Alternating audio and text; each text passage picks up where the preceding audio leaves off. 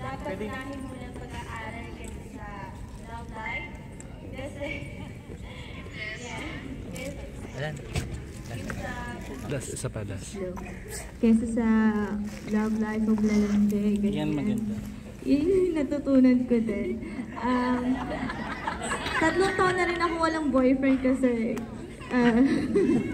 career first, and then yun, may bunga naman lahat ng aking sacrifices na mapag-isa sa buhay. Last question po kay Melo sa yun. So yun yung lesson sa mga kabataan na unahin mo ng pag-aaral and be successful first before Isang tanong ka lang. ang love life, ganun po.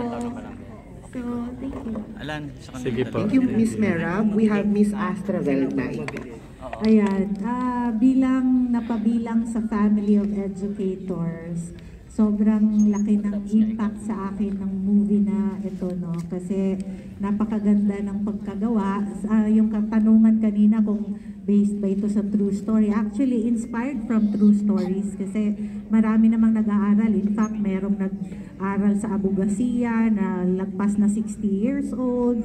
Alam mo yung ano na yon, and it becomes an inspiration for others. Isa pa dito, yung realities in schools, no, sa mga paaralan na meron talagang mga bullies na mga estudyante na sana magkaroon din ng pagkakaintindihan among students na intindihin din kung minsan yung bully kasi sila din ay may problema na hindi lang natatama yung buhay nila, na ito ay mapukuhanan din natin ng leksyon, and of course the support of the government. Hindi po lahat ng nasa gobyerno ay mali ang ginagawa. Marami din pong mga taong gobyerno na gumagawa ng tama, and merong mga programa na ibinibigay, at ito ay inspirasyon din natin.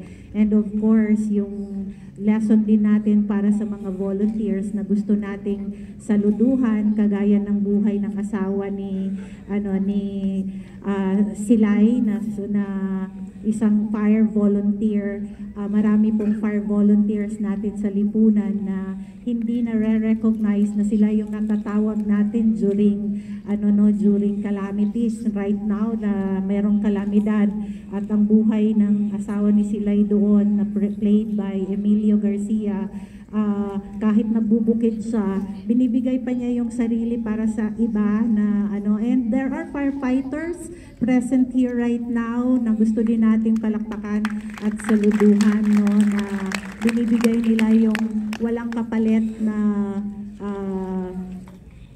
sahod, kundi buhay, oras, resources nila ay binibigay nila para mabigyan ng lunas ang problema ng mga taong nakaka-experience ng sakuna. So gusto naming ibigay din ang papugay na yan sa kanila at pagsaludo sa lahat ng calamity volunteers na meron tayo dito sa Pilipinas. Ayan, we also have Miss Pao. Ayun po, ako po si Greta sa movie na to, and then ang natutunan ko po dito is student pa lang din naman po kasi ako as of the moment. I am 22-year-old from Bataan. And then, yung lesson po na natutunan ko is, lahat naman po natin, tayo is nakikita yung mga kabataan ngayon na parang mas inuuna yung work, di ba? So, tama naman sila na education is walang limit, di ba? So, kahit anong edad mo or kahit gaano ka pa katanda, dapat hindi ka nahihiya mag-aral. So, parang regardless sa pangungutyagan niya. So, nakaka-proud dahil sa movie na to, inspirasyon din siguro ng mga kabataan si Nanay Silay. Ayan. Thank you so much po. Ayan. So, ayan, iyan po natin na siya. Since nakapagsalita na rin po kanina sila Miss Malu with the story. So, let's proceed po for the remaining 4. The other character, sila, sir. Sorry po. Sila. Okay po. Si Sir Rob na ano po? Nasabi na nila lahat dun sa question. Siguro ako na lang, itotodo ko na lang yung pasasalamat sa Mace Ascending Production sa pagtitiwala nila at kay Direk Greg. Anong tiwala sinasabi ko? Sa pagbuo ng ibang characters.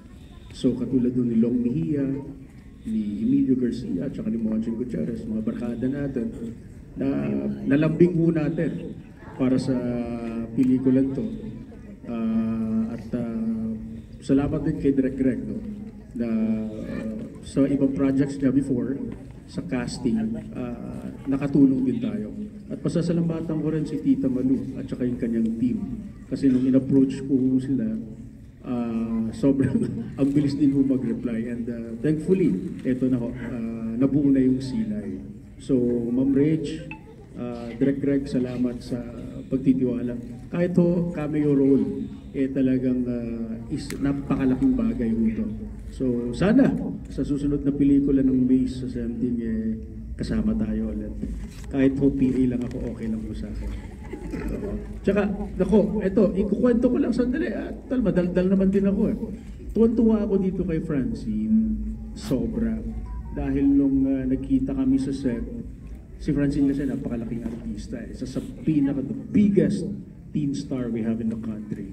So sobra. Pagdating niya sa set, kasi sino ba naman tayo, diba? Pagdating niya sa set, lumapit agad sa akin. Sabi niya, hello po. Sabi ko, oy, hello, ganyan. Sabi niya, remember me? Sabi ko, I know you, syempre, diba? Kasi we've worked together.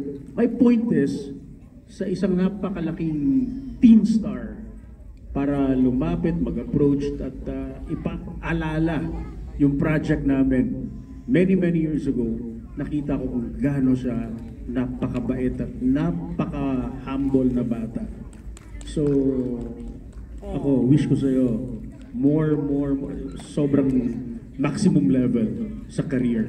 So, thank you, Ma'am Rachel, sir, sa at least, na-reconnect ako sa anak ko sa commercial data. Thank you so much po. Dangtal ko ulit. Sa akin naman, sa ating mga kabataan dyan, lagi nyo tatandaan, ang education napakahalaga po sa bawat isa. At isa rin po yan sa magbibigay sa atin, sa inyo, ng dignidad na inyong pagkatao. Sa akin naman po is, i-cherish po natin yung mga moment na kasama po natin yung mga taong mahal po natin. And sumunod po tayo sa nakakatanda. And supportahan po natin kung kinakailangan supportahan kasi di po natin alam kung kailan po, and yun po. Maraming salamat. Thank you. Ano po? Kailan siya kukunin or what, di ba po? So, yeah. Cherish po natin yung moment na kasama natin yung mga taong mahal po natin. May last question to Francine sa kay Ma'am Malu. Yan. Bali isang natatandang kong karakter ni Miss Malu dati, nagmarina yan. Si Dugong, di ba po? Kaya isa sa mga favorite na ginawa niyo po yan na teleserye. How is it working with each other po? And how do you describe po katrabaho bilang new generation of stars si Francine at Francine? Same naman with Tita Malu na napaka-legendary na na-character si Tita Malu. How is it working with her? Legendary para akong pingi. Legend. Masaya kasi ang mga iba rin kasi ang energy binibigay ng bata. Siyempre, oo. Tapos very mabilis siya. Well, I'm speaking specifically. Kaya talagang mabilis siya mag-access ng emosyon, na nandun siya, she's in the zone. Pagka yun ang moment na yun, andun naman siya. Hindi ko naman siya hinahanap, andun siya. Hindi naman ako nawawala. Oo. Nararamdaman naman. Ganun. Hindi yung, kasi magandang energies ng bata, pero kung minsan lang talaga, yung iba, sa sobrang excitement siguro, baka sumusobra, lumalabis. Sa kanya, syempre, praktisado na rin naman ito. So talagang balanse.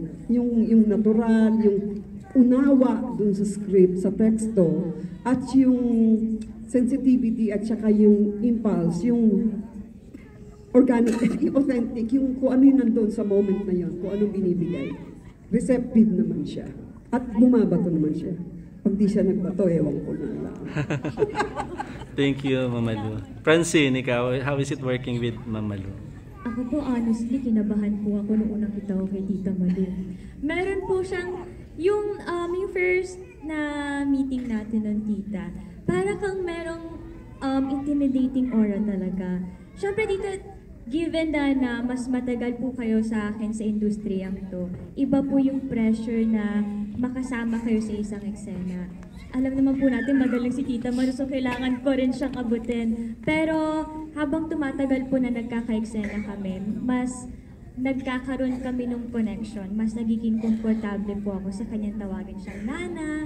Mas hindi nakakailang kung hahawak man. Kasi parang nag-collide kami.